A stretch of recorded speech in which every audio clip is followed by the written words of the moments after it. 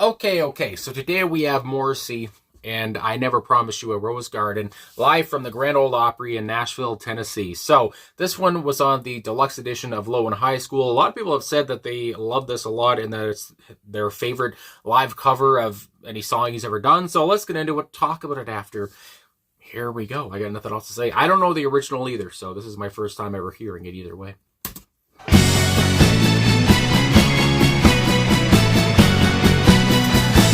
I beg your pardon, I never promised you a rose garden along with the sunshine. There has to be a little rain sometime. When you take, you gotta give, so live and let live or let go. I beg your pardon, I never promised you a rose garden.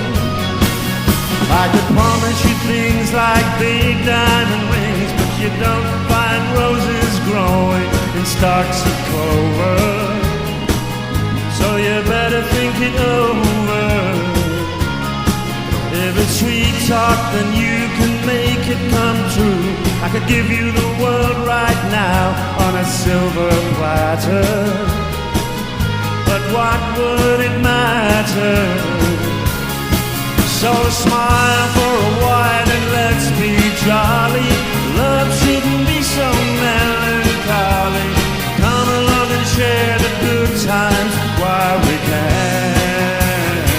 I beg your pardon, I never promised you a rose garden along with the sunshine. There has to be a little rain sometime.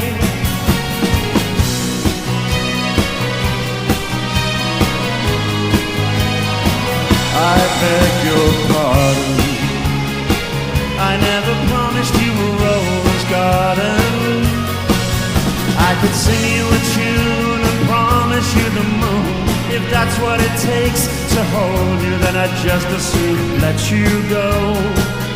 But there's one thing I want you to know. Look before you leap, still waters run deep.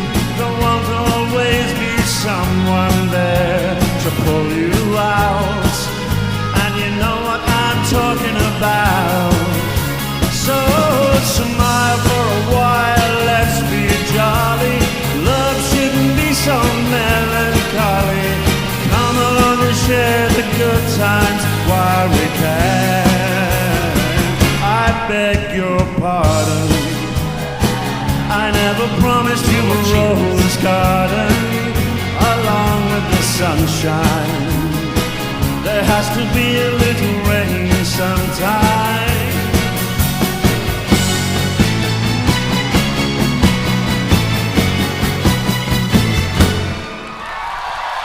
Oh my goodness.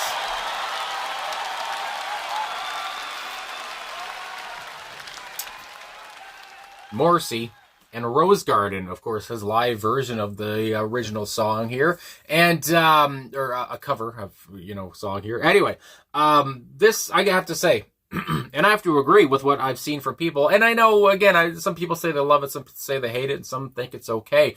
But I did see the people who really love it, they really do love it. And how they say, again, just looking at comments of how this is their favorite thing he did live, again, for the deluxe edition of this album. And I mean, I think about the song, of course, Did Hank Do It This Way? The Waylon Jennings song he did anyway. I forget what the actual name of the song is now, but of course, I really enjoyed that. And I got to say, I put this song up there with this, another live version of this. We're up there with that song because it just feels so free-flowing. He seems to be having a lot of fun. He seems to be very happy. The way he sings this, he has, and I use the word gravitas a lot, but it sounds like he's singing and his mouth is like almost closed or something like that, and like a cat hair on my freaking nose and it's itchy. But like his mouth is closed, or the way that he's just pronouncing these words, or there's something like his voice is almost deeper. I don't know how to articulate what I want to say, but either way, I guess gravitas, or there's a little bit more profoundness to his voice here.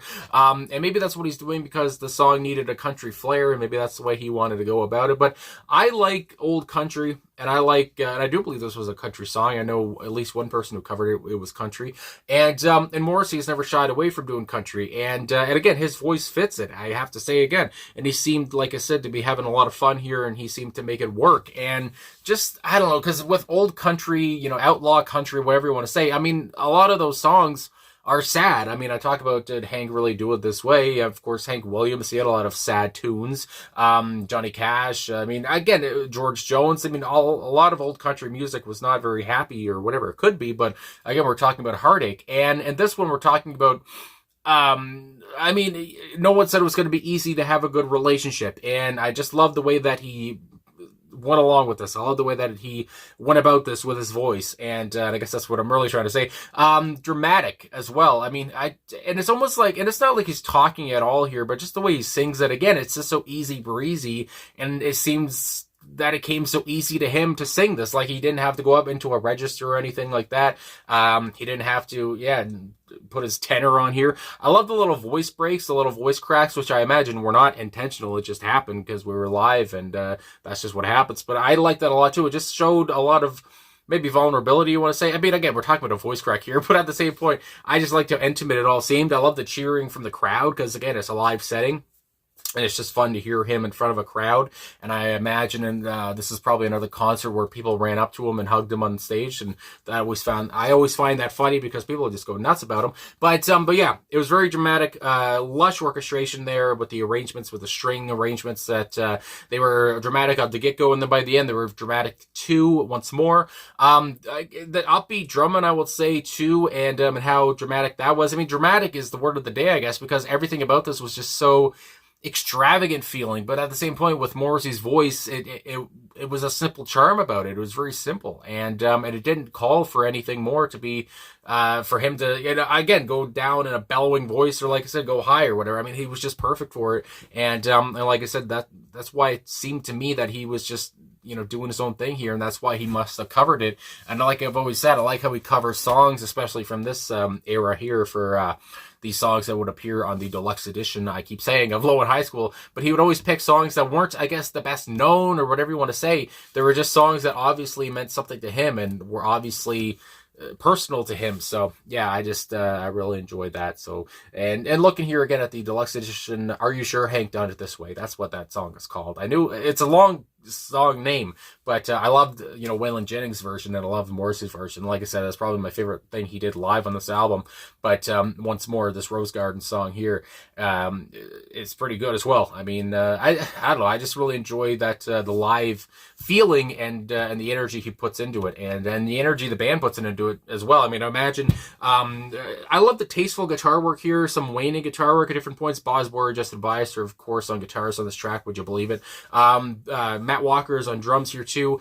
And Matt Walker, it's hard for him to not be thunderous. I feel like he's always so hard hitting, but this song, I don't feel like it called for too much hard hitting, again, except for when the strings would really ramp up and the dramatic feeling would come back in, whatever. So he was, called upon then. But yeah, this whole thing was really about Morrissey's voice, and having, even though it didn't really sound country to me, it didn't sound absolutely country, but there was still a tinge of that to it, especially through Morrissey's voice. And I just like how they do that kind of stuff. So anyway, I'm just blabbing on here forever, but I just, I wish they did this in a studio version too. It would have been fun to see a studio version of this, but a live version's fine as well.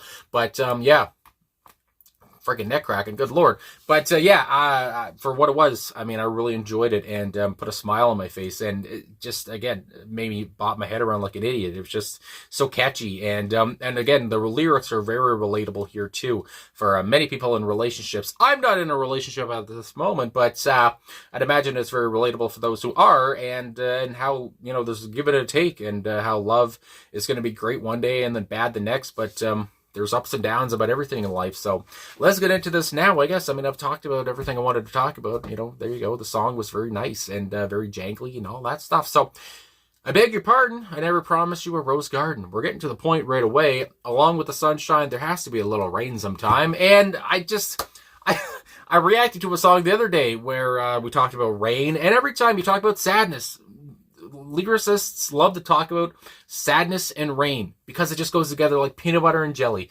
And, you're going to have your sunshine, but you're also going to have your rain sometimes. Not if your relationship is 100% of the time great, then that's nuts, because I've never seen a relationship like that. But I mean, more power to you, I guess. First verse, when you take, you got to give. Of course, when you take, you got to give, and you got to give a little to take a little, whatever the hell.